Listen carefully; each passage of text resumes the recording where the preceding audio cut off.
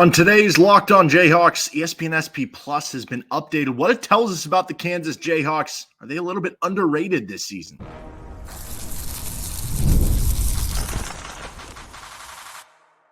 You are Locked On Jayhawks, your daily podcast on the Kansas Jayhawks. Part of the Locked On Podcast Network, your team every day.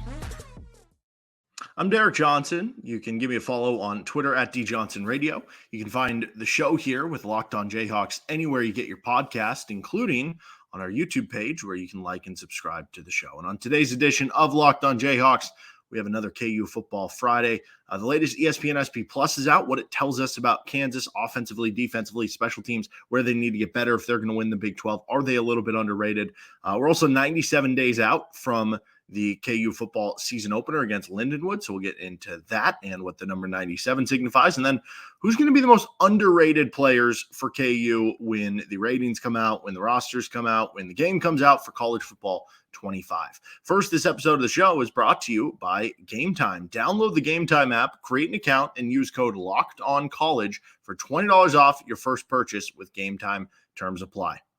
So let's start right there. What the new ESPN SP Plus rankings say about Kansas. If you're new to what ESPN SP Plus, it's basically the big metric, the Ken Palm of college football, so to speak. There are other ones in college football, but it's good work from Bill Connolly over at ESPN. And Kansas comes in at number 37 in the updated SP Plus rankings, but these have been updated from, they had the preseason rankings, but now that we've had spring ball, we've had some player movement, we've had some transfers and all sort of that stuff, that it has a little bit of a change on that. So Kansas coming in at 37th on the ESPN SP Plus, which, you know, doesn't sound, you look at some of these way too early top 25s, you're seeing Kansas pop up ranked in some of them, to where this is a little bit lower on that. And so I think they are being underrated a little bit by that metric. Now, are they going to be underrated by every metric? No. And I do think it is important that you take a look under the hood of what the metric is, and it utilizes history, which I understand why, because history typically is a good predictor. And yes, at the end of the day, it's not fully indicative of this team. And there are teams all the time that buck the trend of what their teams did the last year, the last 3 years, or whatever it is. But over the long haul, you're going to bet with the streak. So you can understand why history can be a good predictor for these things, that we have a lot of cyclical stuff. It doesn't apply as well for Kansas, though, for a lot of reasons. One, they've had this big turnaround. Two, you had a completely different coach. If you're talking about going back 4 years, you're talking 2020 Les Miles team that went 0-9 would have been the first year. Then year two would have been 2021 with Lance Leipold, which was kind of year zero there. So that's going to drag down your rating. And so I'd be curious to know if this was just based off, you know, the last 2 years or something. Where would Kansas come in this? Would they be top 25? Would they be top 20? And again, I think overall you understand why that I guess piece is in the model, because overall it probably is very helpful. But for Kansas, it's not as much as. So you might look at it and see Kansas 37th and think they're underrated. I think they would be underrated by that notion, but that would be why to me. Because, for instance, last season they finished 25th overall. And by the time the season comes to a close, it starts to filter out those past years of data. Just like as the season will go on, it'll slowly filter out those past seasons of data. And the older the season has, you know, I just imagine a smaller weight on everything. So point being, last year, if you just view it this way, they finished 25th last season, and they bring so much back from last year's team, so many important pieces from last year's team, that would be the jumping off point to me to be like, yes, they should be a top 25, top 20 team. What else does it say? Well, it says they're 19th in the country on offense in the preseason. Out of comparison, they finished 8th in 2022. They finished 17th in 2023 in that same metric. So this actually has them below both those numbers. But again, the first 2 years of 2020 and 2021 are weighing them down, because I think realistically you would say, okay, well, let's look at the floor as being last year. Then again, you could say if Jalen Daniels isn't healthy, then the floor does kind of go out the window. But I think with a healthy Jalen Daniels, if you're talking they were 8th in 2022 and they're 17th in 2023, now they're 19th at preseason, there's no reason with a healthy Jalen Daniels why they can't be a top 5 to 10 offense in the country on ESPN SP Plus. If you don't have a healthy Jalen Daniels, if he does get injured, that's where the floor becomes a lot different, because you had top 20 offenses the last 2 years with Andy Kotelnicki, but that's a little less concerning to me. And with Jason Bean being able to come in as backup quarterback. Now, Isaiah Marshall has all sorts of talent in the world. Cole Ballard has another year under his belt. But how comfortable are you going to feel that one of those two is going to keep you as a top 20 offense? Because as much as Cole Ballard filled in admirably last year and what he was asked to do as the third string quarterback, who up until midway through the season was a walk-on true freshman, the offense wasn't great with him in there, right? I mean, you think of the Texas Tech game, that was a slog for the KU offense, certainly. And the Kansas State game, unable to score over the last quarter and a half of play. So, I think with Jalen Daniels, sky's the limit, but without it, probably lower floor than last year's team. The defense side of the ball, it has them right now 66th on defense for 2024. So you go back to 2022, they were 109th. You go back to last year, they were 62nd. So actually, I would say that this one is about in line with kind of where I would expect, about nationally average. You could really argue that the defense will be better this year than it was last year. You could argue it will be worse this year than it was last year. Here's the arguments for both. If you want to argue that the defense will be better this year than it was last year, you would say the linebacking core is going to be better. Cornell Wheeler and J.B. Brown were probably KU's two most talented, best linebackers a season ago. But because of seniority and stuff like that, you were playing some other guys.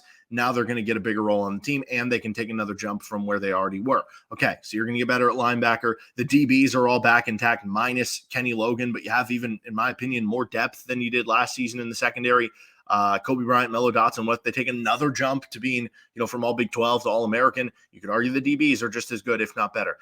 You could argue that defensive tackle has an opportunity to be just as good. Now, that could be a little difficult because you lost, Gage Keys to transfer, and he probably would have ended up being one of your starters. And that was after already graduating guys like Devin Phillips, who was a really underrated piece of the defensive line a season ago. But you could make the argument that they have about 5 deep there. Tommy Dunn and DJ Withers already have made jumps each and every year in their collegiate career. What if they make another jump this year, right? You brought in Javier Darrett, who's a very experienced defensive tackle. Kenean Caldwell, Caleb Taylor's played a lot of ball, and he seems to be in his best kind of state in terms of physical body and everything like that. So you could argue that you're going to get about the same production at the defense tackle.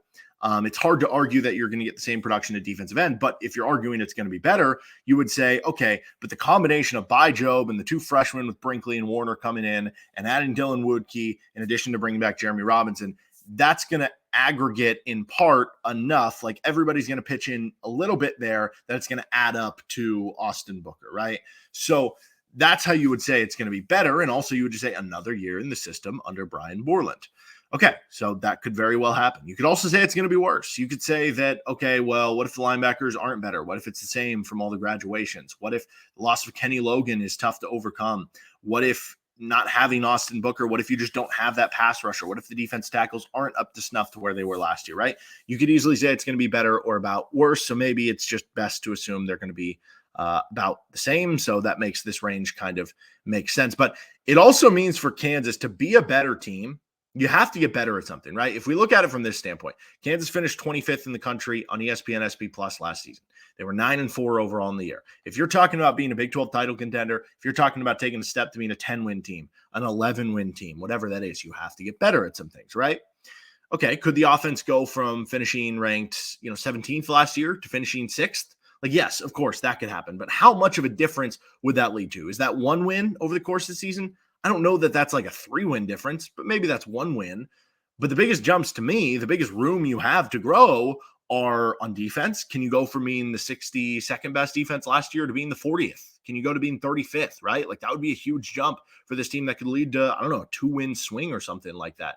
And then also special teams, which let's get into that. They are 60th on special teams coming into the year, which is what they finished in 2023. They were only 128th in 2022. How much can you improve? And while the defense, there feels like maybe there's a cap there, like could the defense get better? Yes. Is this all of a sudden probably going to be like a top 20 defense in the country? That would very much surprise me. Whereas with special teams, there's no reason you can't go from being the 60th best special teams to being a top 20 special teams in the country. Like, I don't know that it's going to happen. And I think there's some unsettlement with the kicker position and some of the things that are going on there. But like, there's nothing inherently that prevents you from doing that year over year. Like, I don't know. I think you can improve, and that's where I'm kind of looking at it. Can you be like a top 15, top 10 offense? Can you be maybe top 50 where there's some improvement on defense? And can you spike up that special teams that maybe that could swing a game in the positive for you? Some other things that the ESPN SP Plus tells us. The schedule. Here's quickly running through who they play. At Illinois, not counting the Lindenwood game, they're 66th. Versus UNLV, they're 71st. At West Virginia, who's 34th. TCU at home, they're 36th. At Arizona State's 88th. So that's the lowest ranked team you'll play on the SP Plus preseason. Houston's 79th. That would actually be the second lowest. But again, like I said earlier, I trust Willie Fritz to get that thing figured out. At Kansas State, who's 17th. That's the strongest team you play based on these ratings. Iowa State's at 30th. BYU is 67th. Colorado 69th and Baylor 61st. That is a pretty manageable schedule, but also every one of those teams could be good enough to make a bowl game in the right situation. So it's not an easy schedule, but it's not the hardest schedule in the world either. And if you're looking at the top Big 12 competition by the ESPN SP Plus, well, Texas and OU, they're gone. They would have been top 2. They're 4th and 15th. K-State's at 17th. Utah's at 18th. Oklahoma State's at 20th. Arizona's at 24th, Iowa State at 30th, West Virginia 34th, TCU 36th, Kansas is 37th. So again, going back to the underrated idea here, by the ESPN SP Plus, that would have Kansas finishing, 8th in the Big 12 this season. I would definitely think they finish even better than that. But again, if we're going off last year's SP Plus ranking for them, then that would put them in the top 5 with K-State, Utah, Oklahoma State, and Arizona. Let's continue on. We're 97 days out from KU football, what that number signifies on this episode of LOJ. First, we are brought to you by FanDuel Sportsbook. It's winner take all time in the NBA and NHL. Charles Schwab tournament's going on. You can get in on futures for college football, for the NFL coming up, and FanDuel is giving you a shot to bring home a win of your own. Right now, new customers get $150 in bonus bets with any winning $5 bet. That's $150 to bet on spreads, money lines, player props, and more. And they have so many great bonus bets. They release one every day. You know, the one they just had the other day, it was they had like Anthony Edwards and Luka to each score 25 plus points. Didn't end up hitting, but they give you a lot of good odds with some of these boosts, and they do one pretty much every day. They have all sorts of promotions too that you can be in. Tuesdays, they have Dinger Tuesdays. You can bet on somebody to hit a home run. You get a bunch of bonus bets for every home run that's hit in the game. So visit FanDuel.com/lockedon and make every playoff shot count. FanDuel, America's #1 sportsbook. All right, continuing on, we're 97 days out. We had the episode earlier this week. Thank you to the Everydayers tuning in to that one. About being 100 days out from KU football. So now 97 days out. So what does that number signify? Well, number 97 is Kenean Caldwell. I was talking about the defensive tackles earlier, and I think Caldwell becomes an interesting name here. He has 30 career games played, 17 total tackles, hasn't ever made like a gigantic impact on one specific game or season, but he's rotated in at least enough. He played 140 snaps last season, graded out as a 56 on Pro Football Focus. He's going to become more relied upon this year without Phillips, Keys, and company. And he's still not expected to be like a starter or anything like that. Like still probably the 5th defensive tackle behind, I guess, Tommy Dunn, DJ Withers, Javier Darrett, and Caleb Sampson. I don't know which of those two are going to end up starting. Feels like those 4 are kind of on a tier by themselves. But then Caldwell is right behind it. And I think Caldwell is maybe more of like defensive tackle 6 last year. So if you played 140 snaps there, maybe that means this year you get 200. 250, something like that, kind of depending on what happens in front of you with injuries and guys get worn down. But we know that Jim Panagos and Brian Borland and Lance Leipold, like they're going to rotate players if they're good enough to play, especially on that defensive line. They're going to keep guys fresh. They're going to get a lot of guys playing time. And so I'm interested to see if Kenean Caldwell can make a jump, and just as a whole, that entire defensive tackle unit, because like I said, you do lose some pivotal players there, but you could make the argument that, okay, Tommy Dunn and DJ Withers take another step forward. They went from taking a step forward of growing their bodies in their first couple of years to then being able to rotate in, to then making the jump to being starters or starting some games last year for KU. Can you now make the jump from being starter to being a really good player, right? And could that happen? The experience of Darrett and Sampson. We'll see. I could see this end up being a underrated position unit for KU, but it's on guys like Caldwell and Sampson and some of these guys who have been in the program for KU to kind of have career years. The other 97 number I wanted to discuss is we're 97 days away from KU Lindenwood. Devin Neal had 1,497 yards from scrimmage last season. So nearly 1,500 yards from scrimmage. If I set 1,500 as the over-under, what would you take? Now, it'd be easy to say, okay, that's basically what he had last year, another year better. Of course I'm going over there. But you do have to take into account that, you never know what's going to happen with injury, knock on wood there, that nothing bad happens. And that what happens if Daniel Highshaw looks back to the guy that was pre-injury, Harry Stewart? What if he's just so good that you have to give him touches? What if the staff's trying to keep him fresh for the back half of the season as a possible Big 12 title contender? And so I think it becomes an interesting number. I would definitely go over on it. For me personally, I think he's going to have a really, really special year. And I think the way that he separated himself from Daniel Highshaw over the past half of the season last year, because Highshaw's still a really good running back, but I thought while it was kind of a 1A, 1B between the two of them, especially before Highshaw's injury a couple years ago, over the back half of last season, like Devin Neal really elevated from being like a really good player to being like, okay, that kid's going to be one of the top NFL draft running backs taken, I'd imagine, in 2025. And he should vie for like All-American honors this year because Kansas is going to be good and he should be able to put up some really big stats. So I would be taking over on that. And I think what becomes an interesting question is how many would he need to be a Heisman candidate? Now, the word Heisman candidate, it can be kind of it's not a defined thing. Like if you finish 8th in the Heisman, you weren't like, it doesn't feel like you would be in those conversations if you finish 8th in the Heisman, that the last 2 weeks of the season, everybody's like, who do you got in the Heisman? And everybody's bringing up this guy or that. Like you're not really in those debates. You probably just finished 8th because a couple of people voted you 3rd and didn't have you winning the Heisman or something like that. So does that really count? Then again, if you finish top 10 in Heisman, that is Heisman talk and Heisman candidacy.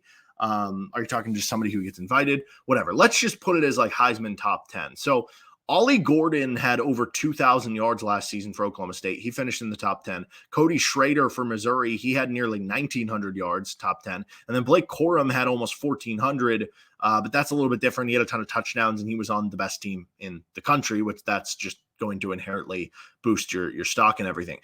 Kansas does have the one thing going for him when you're talking Heisman race that, like, I would say certain guys end up getting, like an RG3 at Baylor. This story, this narrative behind it of, hey, this team used to be so bad, and these guys have lifted up this program. And so a 9-3 season, a 10-2 season at Kansas gets almost graded on a curve, like to a positive level, that if you go 9-3, 10-2 at Alabama or Georgia, where the expectations are off the charts, it's like you're not in the Heisman race. But you do that at Kansas, and it's like, well, look what this guy did. Look what they were before he entered the program. Look what they just did. This guy's one of the best players in the country for doing that, right? And it does make some sense when you kind of put it that way.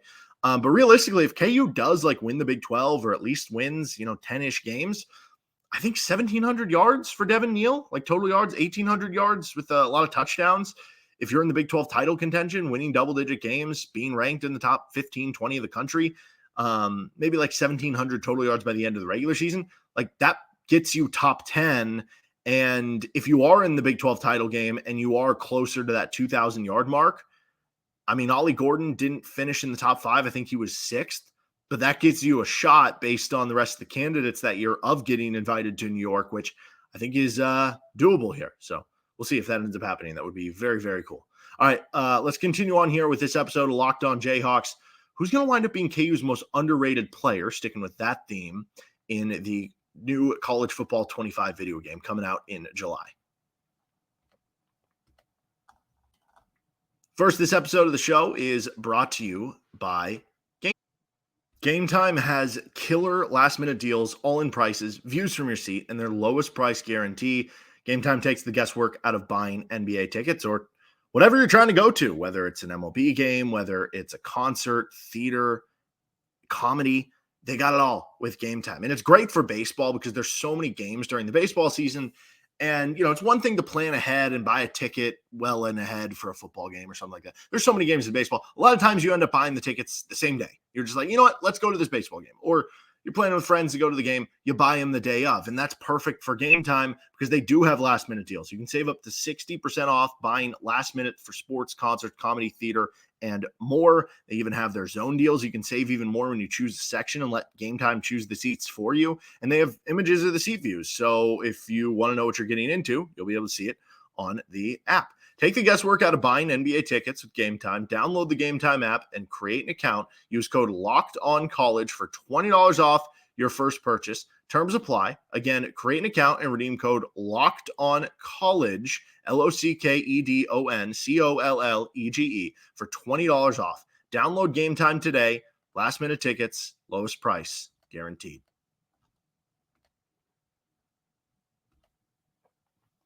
Finishing things up here, College Football 25 is going to be coming out in a couple months, less than 2 months at the middle point of July. And it'll be interesting to see where KU players are rated in the game. I am not going to have the conversation of who's going to be the highest rated players on KU. I think you can probably figure those out. And I know even like Michael Swain with Fog.net did a good article talking about that. So you can check that out over there. With who he expects to be kind of the highest rated players in the game. I want to talk about who I think is going to be the most underrated players in the game, because there inherently will be somebody or probably a couple players that come out in the game and it's like, they're only a 78. They're only like an 81 or something. I thought they would have been like an 89 or a 90 or something. So I want to talk about those guys, because obviously like Jalen Daniels is going to be ranked high. Kobe Bryant's going to be ranked high, right? Like Devin Neal is going to be ranked high, right? So who are going to be the underrated players for KU? I could 100% see Luke Grimm and or Quentin Skinner being underrated. Like I think LJ Arnold, I could see him having a high rating. But then again, you could argue that all of KU's receivers could end up being underrated, because you look at the raw stats based on the fact that they had so many targets that they would throw to, that they ran the ball a lot, all that stuff, that they're not going to pop up as like mid 80s or whatever it ends up being. And maybe they get underrated a little bit there. I think that would be kind of interesting. But especially with like Luke Grimm, because Luke Grimm up until the bowl game was not putting up like gigantic stats last season. And then again, there's a reason. It's not that he's like not a good player. Luke Grimm's a very good player. It's just that Luke Grimm had to deal with injuries last year. He was banged up several games, even in ones that he was playing. He had to share targets with LJ Arnold and Quentin Skinner, two other good receivers. He had to share targets with, really three good tight ends. He had to share targets with the running backs. He had to share with all the runs that KU had, whether it's quarterback runs, running back runs, right? But 33 catches for Luke Grimm, you wonder how they're going to rate him. You hope that they realize the efficiency there and not as much the counting stats and boost him up. Jared Casey, I know, is going to be underrated in this because he's going to be like this undersized, like tight end in the game. They're not going to know how to rate him. They're not going to know about his blocking and all this or that. He's going to end up coming in as like a 74 or something like that. And that will be one where it's going to be like, yes, this dude is a very impactful player on the team. He should be way higher than this. Michael Ford, I think, is going to be really underrated. He finished as a top 5 rated guard in the Big 12 a season ago on Pro Football Focus. That would indicate to me, and that was a year ago. I don't know how many of those guys come back. I know like Cooper Beebe at Kansas State, he's off to the NFL. So like he's gone. So that's already one of the 5 gone. So if you're just saying he's one of the top 5 guards in the Big 12, I mean, that automatically deserves probably like at least a high 80s. Could he end up being there? I don't know. But I feel like with the guard position, it's not as sexy. Maybe he ends up in the mid to low 80s, and that would be underrated. And then I would say with the linebackers, I am high on what J.B. Brown and Cornell Wheeler are going to do this season. I think we saw it in flashes last year. I think more snaps are destined for both guys this year, but I could see both them being a little bit underrated because they didn't have as big of a role a season ago, and maybe wind up, if they're updating the rosters over the course of the season, certainly soaring up. All right, that'll do it for this episode of Locked On Jayhawks. You can find our show anywhere you get your podcast, including on our YouTube page. Have a great rest of your weekend. We will not have a show on Monday. We'll be back Tuesday, celebrating the off day as well. That is, of course, unless there is any big breaking news. So see you next time with Locked On Jayhawks.